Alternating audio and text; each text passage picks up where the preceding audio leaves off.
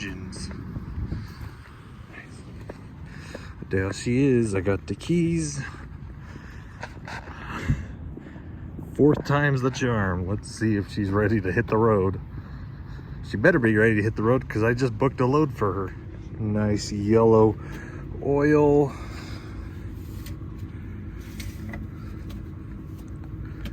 A nice red engine.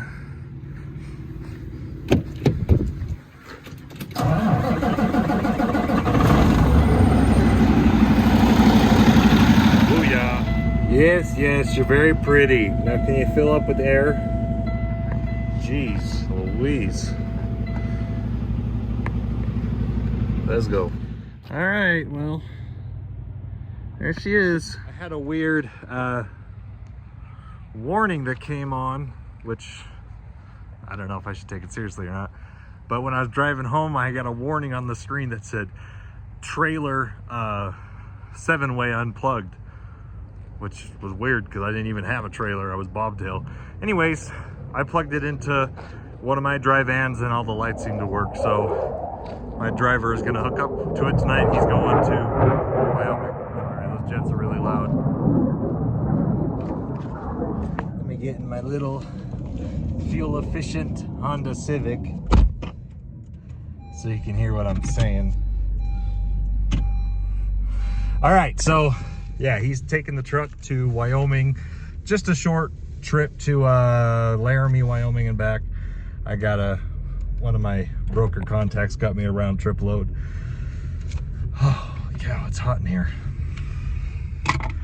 I did just have an interesting conversation with a broker, though. Good morning, YouTube. The title of my channel, I'm contemplating changing it to, hey, I booked a load for my driver and the driver's not gonna make it in time, so I'm gonna take it. So yeah, this truck, the white Kenworth, just got back from a load. He took a load to Denver, Colorado and back. And I booked a load for a different driver. His load got delayed, so now I'm gonna take the white beauty to Washington. We're going to Yakima. I don't actually know what we're hauling. No, yes I do. It's like wood products or something. But yeah, so we're gonna take the brand new engine. I'm gonna go hook up to a trailer and we're gonna go to Washington today. JB Hunt.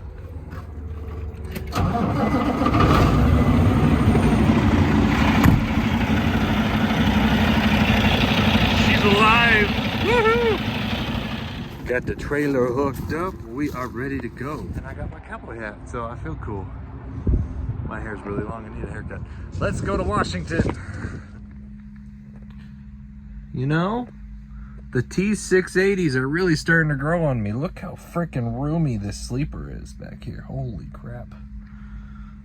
There's plenty of room. You got I got the upper bunk is, the upper bunk is stowed right now, but those windows, this window opens, so you got a window for whoever's sleeping on the top bunk. This is a nice truck. So, we are locked, loaded, and ready to go. I don't know what this is. I think it's just mud, but this looks kind of weird. I need to wash it. Let's go. You know, it wouldn't be a good video if I didn't stop at Maverick and get dinner. So here we are. Got some fuel, got some dinner, let's go. All right, guys, we are in Boise. I know it's dark. Yeah, we drove about 350 miles so far tonight. I got enough hours on my clock to go a little bit further, but I found out something's wrong with this truck, guys. The speedometer and the cruise control are off.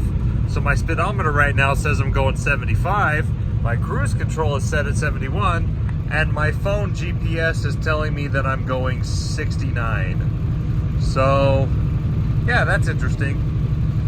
So this whole time I thought I was going 72 miles an hour. I was only going 70, but you know, oh well. It's better for fuel economy anyways. So I probably won't record anything until tomorrow because, well, it's dark and it's kind of boring. You know, you guys don't want to see me driving in the dark. So yeah, I know I have complained about the radar on the newer trucks before in my previous videos, and I still am going to hold to that I don't like radar when you're driving through traffic. But radar is pretty nice if you're out on the open road with like low traffic. So I got this guy ahead of me. It's a UPS truck, and he's 2.5 seconds ahead of me, and my cruise control is set so that I'm literally convoying behind him. You know, the truck's gonna stay between 2.5 and 2.7 seconds behind him. We're going about 70 miles an hour.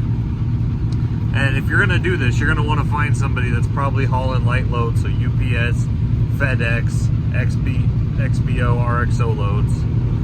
You're gonna find light stuff, LTL trucks that are gonna be good at maintaining a consistent speed. But right now, I just checked my speedometer. Guess what, guys? I'm hauling at 8 miles per gallon, and that's really good considering I just went over a pretty big mountain. So, you know, fuel efficiency, if you're out on the open road, oh, see, he's passing this guy, so I'm gonna get over too. I don't know if you can see him up ahead. Yep, there he is. Yep. Yeah, you're gonna want to find somebody. Oh, we're going down the hill now, so I do need to turn my cruise control off. But yeah, you want to find somebody like this, holding a light load, big dry van trailer, who's going to be good at maintaining a consistent speed. I'm going to speed up a little bit so I don't lose him. Maintaining a consistent speed that you can get wind drag behind, and that'll really help with your fuel economy. If you care about fuel economy. If you're just a company driver, then, you know, don't worry about it. But yeah, I'm literally getting 8 miles to the gallon, and this load's a little bit heavier than I thought. I went over the port of entry, and I'm about 70,000 pounds. Yeah, I'm about 70,000 pounds, so it's not a super light load like I thought it was supposed to be. Yeah, I'm sitting about 30,000 pounds of payload, which isn't, you know, it's not super heavy, but it's also not as light as I want it to be. So anyways, we'll get back over and yeah, follow this guy. I'm gonna turn my cruise control back on. And yeah, so this is how you get good fuel economy. If you're hauling dry van freight and you're trying to get the absolute best fuel economy, getting 8 miles to the gallon, driving in the west over the mountain, like the Mountain West region, the routes that we run through Idaho and Oregon and Utah, 8 miles to the gallon is phenomenal. So anyways, yeah, adaptive cruise control for the win. I'm following right behind this guy, and I don't even have to worry about my distancing, except for now there's a car in the way. Beautiful morning.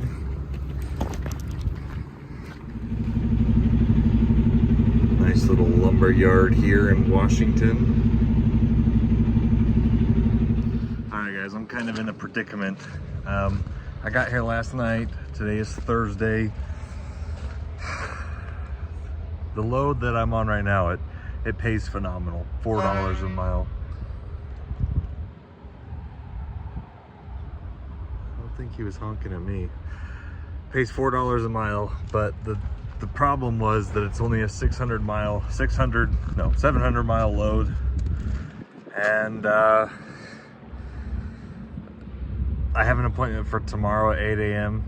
The broker said, go try, see if they'll unload you early, and they're saying that they're full. They had too many trucks coming today. They don't have space in the warehouse. So anyways, the guy's pretty cool. They let me use their bathroom, and they said I'm okay to drop the trailer, so I'm gonna drop the trailer and bobtail into Yakima. And I don't know what I'm gonna do in Yakima, but anyways, so that's what I'm going to be doing. Oh, well, that was fun. I basically did nothing today, but I did go get some food, I guess. That was all right. But there's our trailer, still there. Not sure what dock they want me to pull us to, but I'll figure that out later. All right, guys, this is a new angle for me. This is actually the angle if you follow this guy Trucks channel.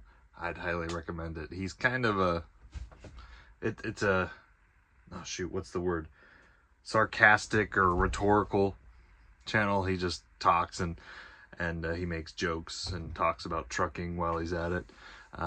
But he drives a T680 as well. So this setup with the cabinets that look like they're out of a 2003 minivan. I don't know. I'm starting to like, but also dislike the sleeper in this truck. It is massive. There's so much room in here. It's probably one of the biggest sleepers that I've been in, other than a custom. I've been in a couple custom super sleepers. Those are big, but like this, height-wise, you know, very comfortable sleeper, and it's kind of growing on me. Right now, there's on one of the dealerships that I'm like on the Facebook groups that I follow. The prices of new trucks are falling through the floor, guys. I'm seeing 2024, 2025 brand new trucks that have no miles on them, T680s, new gens. With the PACCARs, they're 155, including FET tax. If you know what FET tax is, that's the tax that you buy when you buy a brand new vehicle. So yeah, 155 with the PACCAR engines. It's just, you know, standard spec, auto 12-speed PACCAR engines. Yeah, 150. That's almost what I paid for Esmeralda 2.5 years ago, which is ridiculous because that truck had 500,000 miles on it. So the Cummins is about 10 grand more, so you can get it for about 165, 170.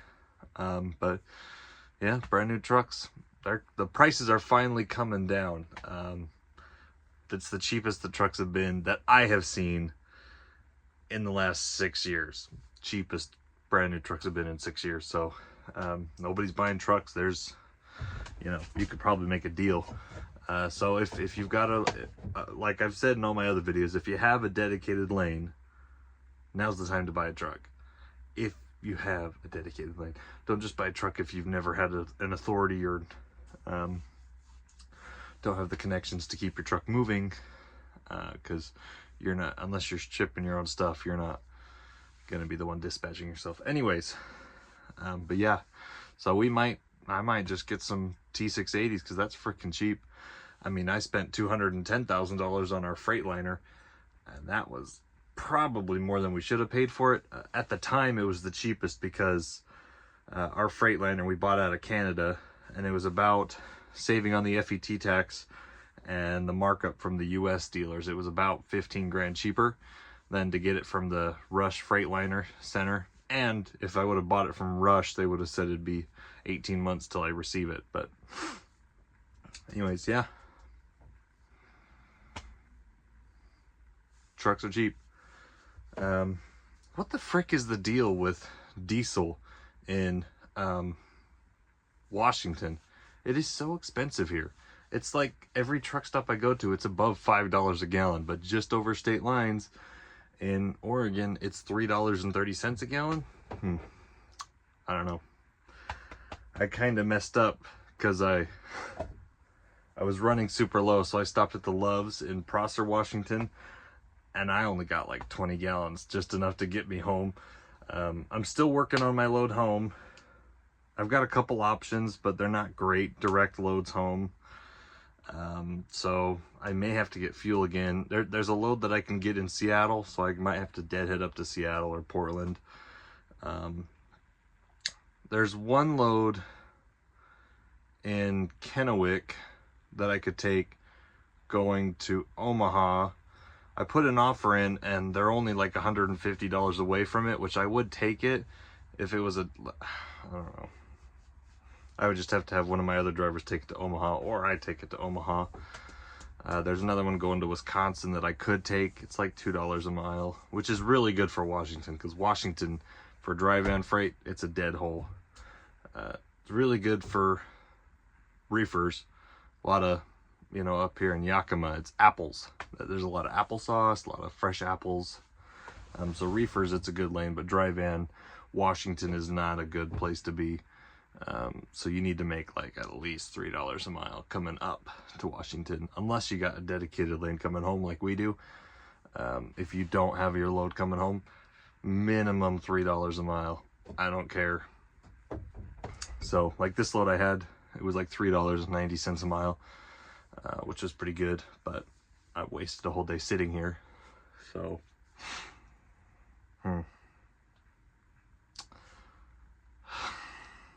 talking about trucks that I might buy,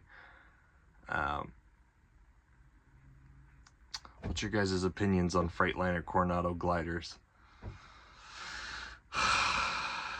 I'm kind of sick of emissions. We had to rebuild 2 DPF filters this month, and I'm very, very sick of emissions.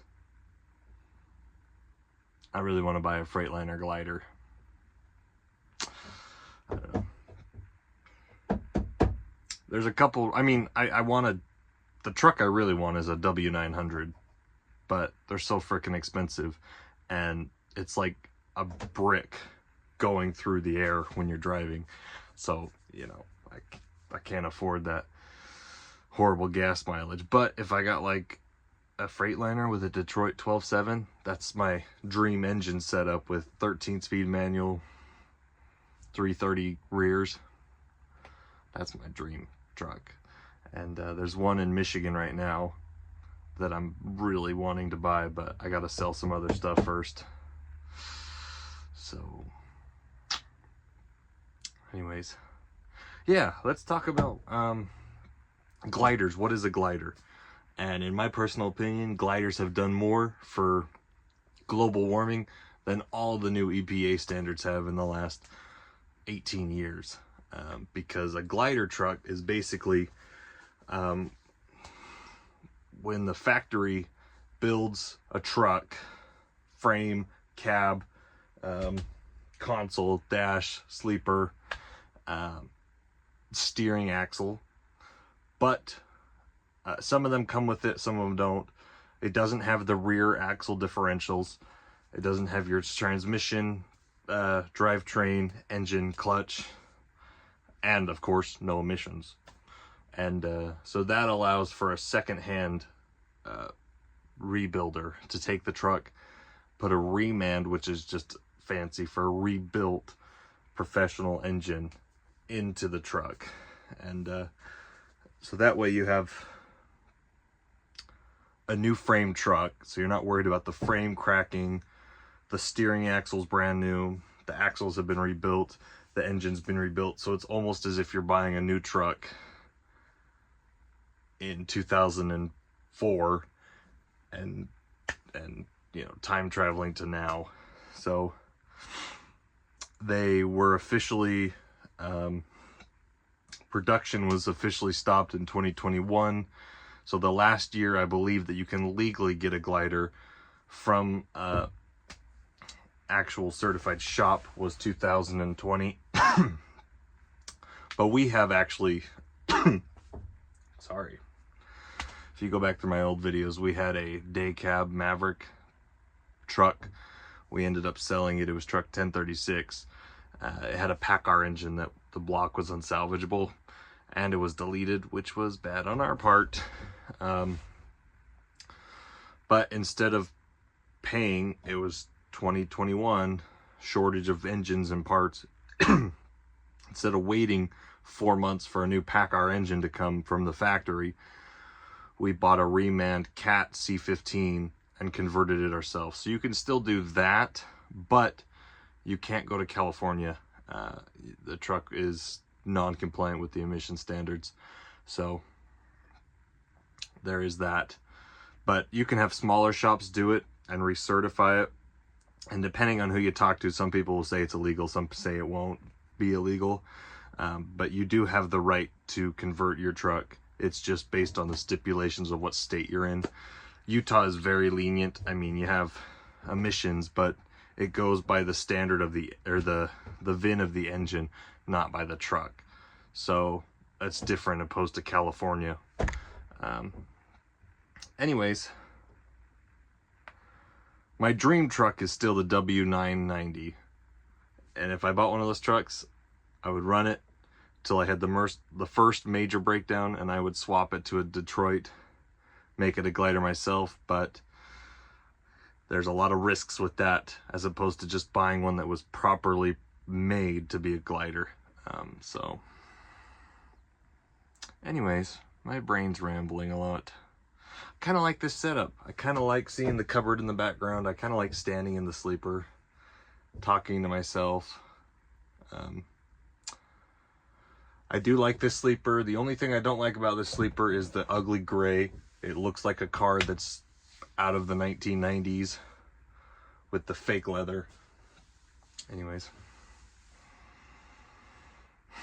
I'll keep you updated. So we'll talk to you tomorrow. Hopefully I can get a load home after I get unloaded, and we'll see where I'm going.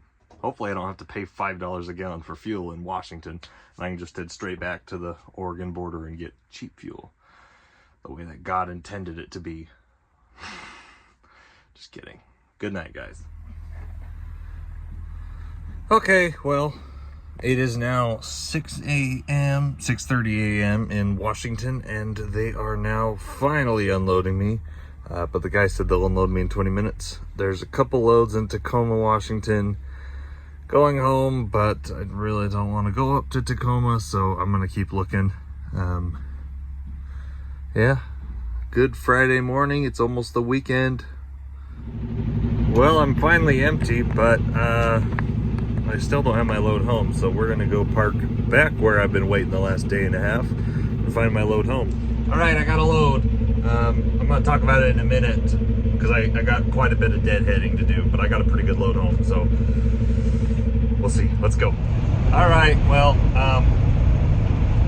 I was gonna include this in the next video. Well, I'm going to include this in the next video because my rambling sessions for this video went a little bit long.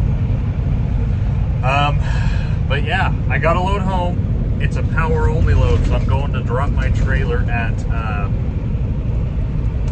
one of my dedicated accounts. I'm going to drop this trailer. I called them up. They said it's okay if I leave my trailer there for a few days. So the trailer that I've got right now is a 53-foot drive in. I'm going to drop it, and I'm going to pick up my next load. But so anywho, that's the plan. I'm going to wrap up the video here, and yeah, we'll catch you in the next video. You're going to see what I'm doing, because I'm doing a power only load that is overweight with this truck with the brand new engine. So let's go. See you in the next video.